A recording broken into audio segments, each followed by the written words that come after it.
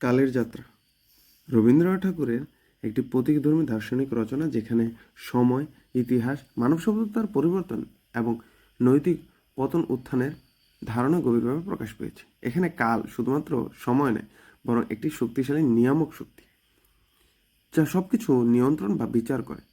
এই রচনার মূল বিষয় হলো সময় বা কালের অবিরাম গতিশীলতা। সময় কারোর জন্য থেমে থাকে না, এটি সবকিছুকে পরিবর্তন করে, ধ্বংস করে, আবার নতুন কিছু সৃষ্টি করে। আরেকটি গুরুত্বপূর্ণ দিক হলো মানব সভ্যতার অহংকার ও পতন।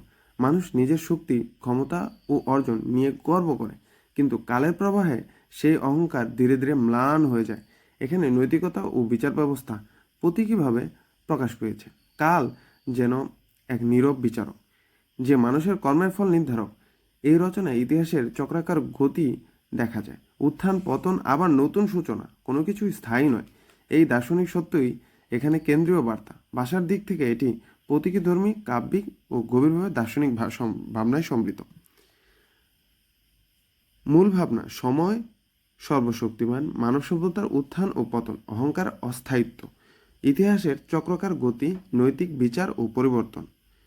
কালের যাত্রার রচনায় রবীন্দ্রনাথ ঠাকুর সময়কে এক সর্বশক্তিমান হিসেবে